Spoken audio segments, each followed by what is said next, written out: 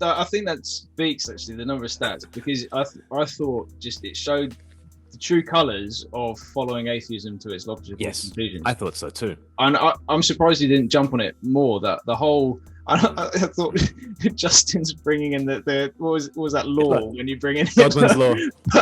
Mate, it worked. So it really did. All the atheists were on the comments like, oh, how dare he bring in Hitler? Well, look at what Matt Dillahunty did with it. Yeah, exactly. Like, if he doesn't agree with me, I'll just kill him. So, that's on what basis? On what basis? On what grounds? You know. So Justin Brierley invoked Godwin's law, and for once it clarified rather than just added heat and light. And I mean, I had some terrific moments in that debate. None of them were when I was speaking, because Justin raised Hitler, and then Matt he dug a pit and he fell in it. He nosedived into it gleefully. I believe that people have value; they don't have intrinsic value.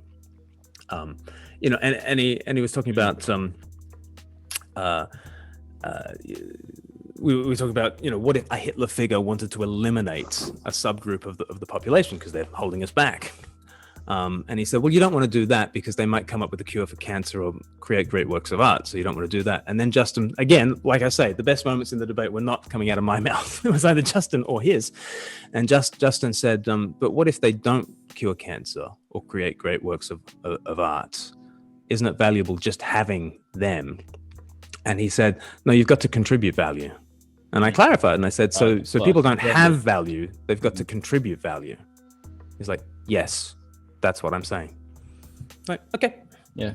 Well, I think that's a testament. Like you asked the question, that's a clarifying question, and to have that in the heat at the moment is really poignant, because that is just an awful worldview. It's terrifying. It's garbage. It's garbage. It's absolutely. I mean, and that's partly why I think. So I don't tend to watch too many debates all the way through. I tend to get a little bit bored when they go down the philosophy route. But I found this riveting because it deals with something that's partly personal to me, because I have a daughter who probably would be in that mark, and it's just, this is outrageous. Yeah. This is the problem, and actually it's a cultural underlying that we're seeing, and some of your, I would say, most powerful videos have been around the abortion debate. Is we've got this idea that disability has got to be eliminated. It is the undercurrent, and it's either on the young end or the old end, but we in the middle are safe, even though there's that precipice somewhere down the line. I'm no longer going to be add value. So where do I fit on this? I just thought you handled it really well. I mean, you could have just, I think I would have struggled to maintain a sense of decency. When there was a point in the debate where he was like saying this kind of stuff, and I was like, you'd be happy with that. Yeah, you'd be happy with that. And then he mocked me. He was like, yeah. I was like, literally, I'm trying to process what you just said, the genocidal logic that you've just put out there into the world.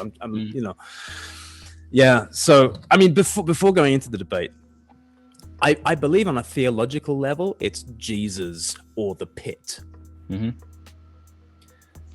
But I believed that on a societal level after my debate with Matt Dillahunty, because literally, in explicitly walking away from Jesus, you're explicitly walking into a world where power is king and the weak can take the hindmost. You're walking into hell. Mm-hmm.